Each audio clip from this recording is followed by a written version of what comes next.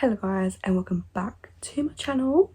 Finally getting around to filming my player ratings for the Tottenham versus Leeds game. Obviously, as you all know, I wasn't actually here to watch the game when it was live. I was actually at a McFly concert, and there will be footage from that concert coming up on my channel very soon. But there's loads of like football happening like with Tottenham and like basically every team, but because I'm mainly focused on Tottenham, there's just so many games that it's hard to find time where to fit these sort of videos in. But they should be out sometime this week or maybe next week, I don't actually know. But as I was saying, yeah, so I wasn't actually here to watch the game live because I went to that concert. Amazing. If you haven't already, on my I posted an Instagram post about the concert and there's like a few videos on that if you want to go see. Just a little snippet, and then more footage will be coming out very soon on my channel. So I watched the game yesterday when I came home from work. It was a busy day at work, so I was late. So player ratings was meant to be up then, but because I was home so late, I didn't have time to do them and also watch the whole game. But watched the game, and obviously I'm super happy with the score. Tottenham 2, Leeds 1. But yeah, so I watched it. And we're gonna get into it. We all know the first half was not great, wasn't that great. Leeds were the better team, we all know that. And then they got their deserved lead towards the end of the first half, right before half time. Obviously not the best time for us to concede, but in a way it probably was a good thing that we did concede. Obviously what Conte was saying, because it kicked us into gear, or maybe Conte at half time kicked us into gear.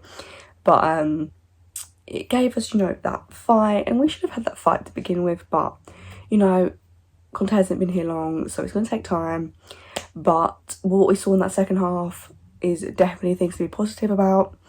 With the first half, Leeds, dominated, and they had loads of chances. Obviously, most of them were from outside the box. They weren't really that threatening, but they just had like loads of shots, and we still didn't have a shot on target in that first half. So obviously that was like, oh, here we go again kind of thing. But luckily coming to the second half, completely different from the first half, completely different mentality, different the pressing, intensity, energy, everything was there from every single player on that pitch.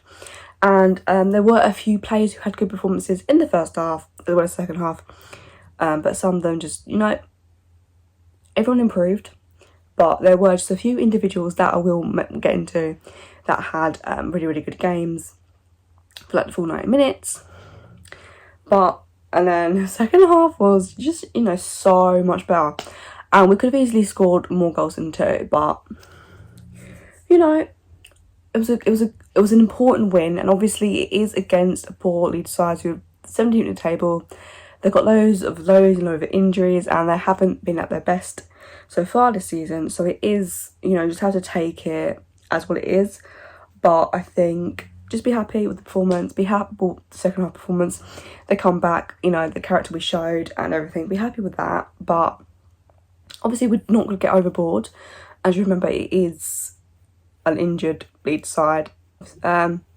So starting off with Lloris, I gave Lloris a 7. He had an early save to make from a Phillips free kick, which he had comfortably. With the Dan James goal right before half time, there was no chance he could have done anything about that.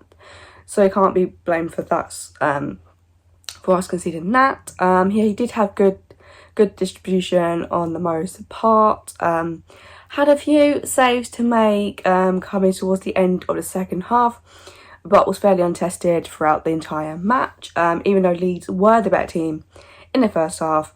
But most of their shots, as I said, were coming out from outside the box, so weren't too much to be worried about. Obviously there was 2 shots that could have potentially had Lloris scrambling or whatever, but to be fair, they had the attack, but it was just like the final clinicalness and like the final sort of part of what they were trying to do just wasn't there. And maybe because of those injuries they have, quite a lot of players out, and so their squad is kind of filled with young players, so it is kind of understandable how they sort of not struggled, but the chances just weren't being finished. However, overall it was a good display, and we know Lloris, he's probably one of the most consistent players in the squad, and this game was just another consistent performance, so 7. Super happy to talk about this player, by the way. Next one coming up, Dyer. I gave Dyer an 8. He was definitely a stronger centre-back, sort of playing that quarterback role, you know, pinging the ball around and stuff, made some great passes, and then there was one pass where Dyer played Davies in and he nearly scored. That would have been a great assist. Defended well for the full 90 minutes, no mistakes. He looked assured and confident at the back. It was definitely one of Dyer's best performances in a Spurs shirt. And he was he done well, especially when defending Leeds set pieces and crosses into the box. It made tons and tons of clearances. I lost count of how many times it was Dyer heading the ball out, how many times he got to the ball first or second balls and stuff. And I did really feel comfortable watching him. Nothing was getting past him, and he also wasn't afraid to pass the ball into the midfield and take risks. It's what you need at the back. Like, you don't want a centre back just to, you know, play safe passes, because safe passes, you're not going to get anywhere with safe passes. You need someone to bring that sort of energy, intensity, and just go for it. You know what I mean? Does that make sense? I hope it makes sense. And then he did take a great free kick. Dyer took a great free kick in the second half, which did take a deflection off a Leeds player before hitting the post, and then Regan was the fastest to react, scoring his first goal for the club. Overall for Dyer, it was a really impressive display, and may long it continue. I'm excited to see what else, whether this is just, you know, a bounce in performances because of a new manager, or whether this can be like a consistent thing. We'll have to wait and see. Moving on to Tanganga, I gave Tanganga a 6. I do feel like he defended well at times. Didn't get forward that much, meaning he didn't really have effect on the game in an attacking sense. Wasn't terrible, but was definitely the weakest of the centre backs. Still young and needs to improve. But overall it was a decent display, and then he was later replaced by Davinson Sanchez around the 67-minute mark, just before we scored our second goal. Davies, I also gave Davies a 7. He was defending really well, solid and assured at the left centre back. It was another good display showing how perfect he is for this role under Conte. A lot more comfortable in defence that I noticed, and when going forward he's been a lot more of a threat since, you know, changing from left back to a left centre back. He's getting in a lot more of dangerous positions and also providing a great option whenever he gets up the pitch. And I do think he's playing really well at the moment, and I'm happy with what he's offering to the team. I don't think it's going to be long until he gets a goal. I honestly feel like the more he gets forward, the more he's in those positions. Obviously he needed scored as well, so I do think we're going to see a lot more contribution from Davies, whether that's scoring, whether that's like assisting, but I do think we're going to see more involvement, and that's really, really important, especially with how last season when it was like just Son and Kane show, like all this, you know, you need more of the team to provide and contribute more. So I can see that happening. But yeah, with Davies, he was probably not as good as Dyer, but definitely, you know, up there. Definitely more improved performances. Now we're going to move on to Emerson. I did give Emerson a 6. I feel like we just address the goal first. I feel like that's probably one negative that you can put on his performance. Obviously, he needs to be doing better in his position in those situations. I mean, he tried, but he did get beaten a bit easily. And letting his man go. Obviously, it was, and you can't fault the cross. It was a good cross, like, but I do feel like with Emerson, that was kind of a downer on his performance overall. So yeah, so that situation needs to do better in those. But I think other than that, he was pretty solid defensively. There were, you know, a few moments, not as bad as that situation because it didn't result in a goal. But, you know, he was defending well. He was getting forward quite a lot. He was involved, you know, as a wing back, and as a regular on the side. Definitely involved in going forward. Another thing that I feel like he needs to work on is probably, like, obviously because Reguilon has been crossing into the box, I feel like Emerson needs to do that more. But he was definitely involved in attacks. And I think it wasn't as good as his previous performances as we've seen. But there's definitely potential there, and I do think he has it. Just needs to work a bit harder in defence, especially against a team like Leeds, who, you know, give everything no matter what, and they always go for it no matter what. Now, completely different performance from the other side, from Reguilon. Obviously left wing back, new position for him. I'll give him an 8. Can we just, you know, Reguilon is probably one of my favourite players. And obviously he hasn't been involved in the team long, considering, you know, last season and this season. But this role, left wing back, is perfect for Reguilon because he loves attacking, and I feel like in this position he can do both, even though, like, defending is his main priority, and, you know, at times it hasn't been at his best. But because of the fact that he likes attacking as well, this role is just perfect. And I think under Conte, he's just going to keep improving.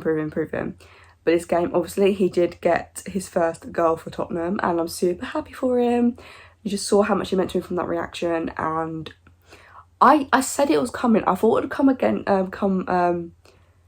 think I said Everton that he's going to score, but he scored in this game. Like, I think that me saying that he's going to get his goal a game late is not too bad, but I did say he was going to score, arriving late into the box. Now, he said that Conte wants him to, you know, assist more, score more. I mean, he's already got his first goal, so, you know, it's definitely working, and he's definitely proven that he can do it. Constant threat, crosses into the box. Obviously, he was involved in that first goal from Højbjerg as well, with the cross into the box from Lamora. You know, we already know about his crossing ability. Like, we just know that he's brilliant in that. A few, you know, maybe a bit more throughout the game, but for the most part, you know, he was solid. And I think in the first half, definitely better in the second half. I can't really remember too much from the first half that he did. I don't think he did much wrong, but I do think attacking, we weren't creating much. We had like 2 shots and 0 on target, but so I think definitely in that second half he came more alive and got us the win. So he was my man of the match just because he won us the game. But yeah, super happy with Reguilon, and if he can keep up those performances from the second half and turn that into like a full 90 minutes, then, you know, it's just gonna keep getting better and better. Winks, I gave Winks a 6. First half, struggled. Wasn't really offering much in that midfield. I feel like a few maybe loads of misplaced passes. Struggled to get with the pace of the game, and you could really see that sort of Winks and Højbjerg midfield doesn't really work. And it's not a midfield that we want to be continuously using going forward. For this game, it was obviously because Skip was suspended. It just had to be someone. But moving into the second half was much more positive, and he definitely improved, and like their partnership improved. Now, do I think that because they had like a 45-minute good performance against Leeds in the second half of the game that they can work together perfectly? No. I just think that they had to improve, so I feel like it just had to happen. But we know with Winks, his performances haven't been great, and I feel like obviously he's got a clean slate under Conte, new manager and everything, and he's going to be given a chance. I don't have a problem with that, and it's not like he was terrible. Definitely improved But I'm still really like on the side of Winks being sold. It's going to take a lot for that to sort of change, but I can give credit where credit is due, and he definitely did improve in that second half. A lot more progressive balls forward instead of like sideways and backwards.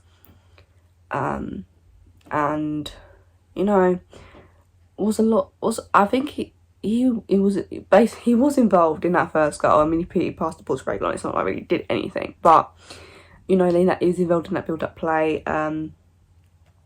But yeah, I am still really undecided.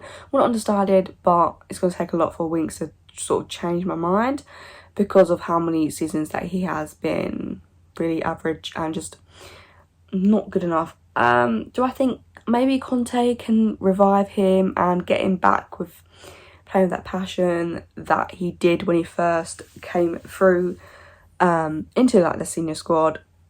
Maybe that can happen. I don't know. I can't tell what's going to happen. But overall, it was just like a very average display, and you know, let's see if things improve if he continues in the team. I gave Hobby a 7. Obviously, the first half it wasn't great either from him. Just wasn't much happening in the attacking sense, and obviously you want the creativity to come from them too, and also from the wing backs. It's obviously coming from more from the wing backs, but there wasn't a lot of creativity in the first half. And with Højbjerg, obviously he got us the equaliser, and obviously he didn't take that shot as well as he wanted to, and you know, it wasn't the cleanest shot, but it did go in, so that's all that matters. Like, you know, so that's basically what second half was definitely much better, and you can see that sort of mentality shift within like everyone, but especially Højbjerg, because you know he is a leader, he is a captain, like he can be our future captain. And you definitely saw that, especially after he scored. No celebration, just, you know, let's go. But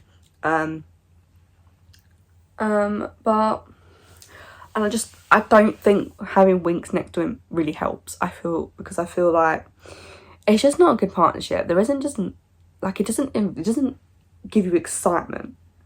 But with Højbjerg, he definitely was better than Winks and improved immensely in the second half as well. Now, moving on to Lucas, I gave Lucas an 8. Obviously, he got an assist for Højbjerg's goal. Great pass. And just, you know, just sort of do that. Lucas was involved in everything. And when I say everything, I mean literally everything. He was involved with someone hitting the post. He was involved with Kane hitting the post. Involved in in our first goal. Won the foul for the second goal from, you know, that overdrive free kick. So he was basically involved in every single attack, and people do get frustrated with Lucas. I understand it, and obviously he did keep losing the ball quite a lot, taking loads of risks, but you don't get risk without reward, and I think that's what the saying is. I don't even know. But I feel like everything Lucas was doing, if it was frustrating at times, he definitely was the main threat, and I say that he was one of the main threats, and the only sort of disadvantage really was that he kept losing the ball. Now, I can kind of see that as a positive and negative, in a negative sense that you're like, oh, lost the ball again, like 10 seconds later, oh, we won the ball back, oh, we lost it again. But at least he's just one of those players that, you know, just goes and gives 100% all the time. There are times where you're thinking, make the pass. Obviously, the free kick he won, he probably could have played Kane in and he might have had a shot on goal. We'll never know. But in those sort of situations, he does sort of need to pass quicker instead of keeping hold of the ball. Or, you know, if he is going to dribble, then, you know, make sure that's like the best option. Sort of the reading of the game needs to be a bit better. But I was impressed with Lucas from what I saw. I do think the first half definitely more frustrating than the second half. But the fact that everything was literally coming through him, I feel like we need to give him credit. And, you know, in the end we won the game. He got an assist. So he's contributing. He might not have scored, but again, contributing, and I'm super happy with that. Also, can I just mention how last season we were like really dependent on Kane and Son, and this game we won without Kane and Son scoring. So things are improving in that sense, but we just need, we just need our attackers more firing and more shots on goal. Just have a shots on target, you know, and just going for it. Get the crowd up and just like give it everything. Learn from Lucas and just, you know, more quality, and you know he's going to be immense. Moving on to Son, I gave Son a 6. Obviously he did hit the bar, constant running. He could have had a goal. He could have been played in. If Kane passed, he could have been in. You get frustrated about that. Not Son's best performance, but obviously he has been out on international duty, so I feel like that has to be sort of mentioned as well. And I do think all of that, the international duty, weren't at their best this game. But with Sonny, hasn't really been at it for the last few games. I do think that, you know, he's not at his best, but he's still got him running, he's still getting chances and stuff. It's going to be only a matter of time until he does get a goal again, or an assist. I mean, he could have got an assist with that when he passed that ball to Kane, even though he sort of slipped and lost his balance, and Phillips won the ball back. But with Son, there is definitely positive things in there. Obviously, we do need to have Son on the more fun, get him going again, scoring, back to his clinical best. But from what he did do, he was, you know, making runs, being a creative outlet as well. The only thing that really lacking is the sort of goals and assists, but that will come. Under Conte, that is definitely going to come, and we'll see it. Moving into the last player to start in 11, Kane. I gave Kane a 7. What he did well was he was holding up the ball really well. I feel like he was back to sort of Kane of the old from like last season. Obviously in the games where he didn't necessarily score or, you know, assist or anything, but that sort of effort and commitment and sort of defensive play was there. He made a few headers.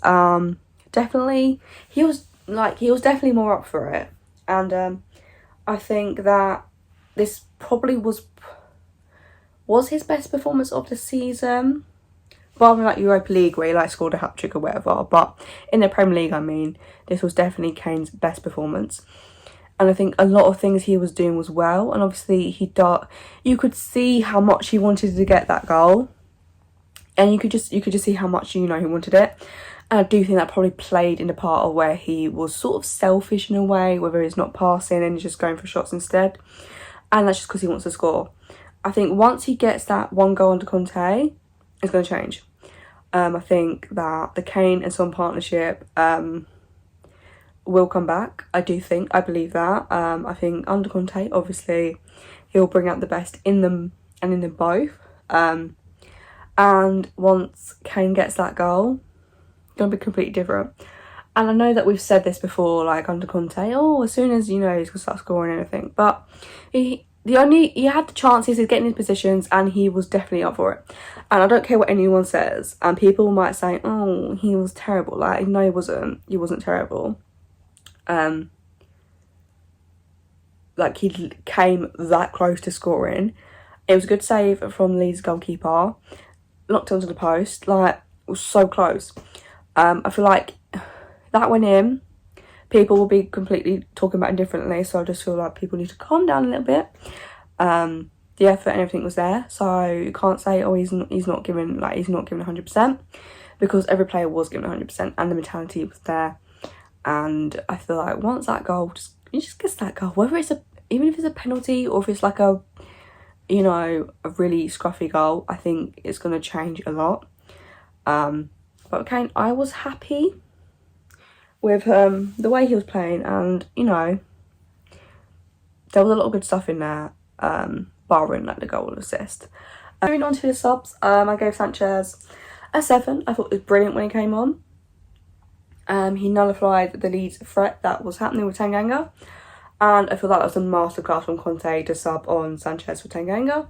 The way Conte can just read the game is like immense, and I'm here for it. And I'm just super excited. But yeah, with Sanchez, he had like 20 minutes. Nothing really got past him. You know, he was defensive solid. He didn't really need to do anything going forward because we sort of, you know, I wouldn't say backed off as such, but we were, you know, just trying to see out the win. But with Sanchez, I would potentially give him a chance against Mura or whoever. We're playing Burnley, I think, next in the Premier League, so I'll potentially give him a chance. And then Sessegnon came on for Reguilon, maybe like 15 minutes ago, something like that. I gave him a 6. I feel like he was definitely going forward a lot. The only thing that was really lacking was the fact that his crossing was a bit too much on it at times. But obviously he has just, you know, it's just his first game back from injury, so it's gonna take him a little bit of time to get his rhythm and everything into his performances. But definitely there was small flickers of signs in there that I saw of the player he could potentially be, and I do think playing in this left wing back position maybe will be suiting more. So I'm excited to see what we can see. I'm hoping Conte plays him a lot more, and he definitely needs, you know, needs more game time. But from what we saw for like those 15 or so minutes, it was okay.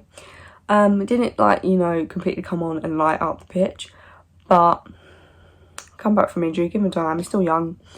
And if he can stay fit, then who knows, we could be having a great player on our hands. Obviously Jelly did come on with like 2 minutes ago, and there was like, so he basically on the pitch for like 6 minutes. I didn't give him a rating. I don't really think he got hold of the ball too much, didn't really have anything to do really, just sort of helped us see out the game. So yeah, Jelly, no rating. We're moving on to Conte. I'm going to give Conte 8 for this game. Obviously, the lineup, I was happy with the lineup, to be fair. Obviously, Winks was sort of a bit iffy, but, you know, if Conte trusted Winks to give him a chance, then we're just going to roll with that. That was really the only question mark that I sort of had over the starting lineup. I don't think the first half is down to Conte. You know, you can't really blame Conte for that. I feel like the players just, you know, sort of lacked that sort of killing edge and the intensity and the energy, and Leeds just had it, and as we did. But it must have been a hell of a half team talk, because they're completely different between the first half performance compared to the second half. Night and day, like completely different. So you have to give credit to Conte for that. Definitely got the team firing. Love the passion on the sideline, just love it. The Conte cam, one of the best videos, like, come on. That is the passion that we've been missing at Tottenham for like the past, I don't even know, what, 2 years. And we just need that. And it, obviously, you have that from the sideline, and it just affects the fans, it affects the players. And it just, you know, it just breeds more and more passion. And it was amazing to see. And subs, like I said, the way Conte can just read a game, like, it's just second to none. And yeah, I'm just so excited for life under Conte. Like, I know, and sometimes I'm just like, I still can't believe that Antonio Conte is our manager. Like, it just doesn't seem real, but it is real. But,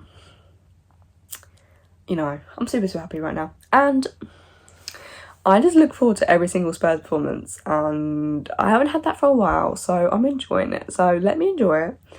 It was just, you know, again, as I said, it was a depleted Leeds side, but you can only beat who's in front of you.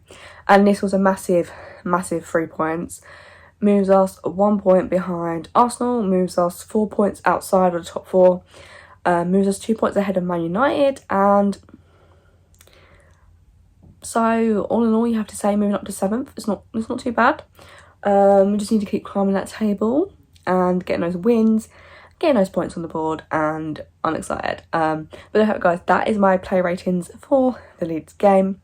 If you did enjoy this video, give it a big thumbs up, subscribe if you're new around here or you haven't already. Be sure to comment down below your player ratings. Do you agree with mine? And if not, let me know what your player ratings are. Be super interested. And yeah, so that is the end of this video. My prediction lineup will be out soon for the Euro game on Thursday, and I'm excited.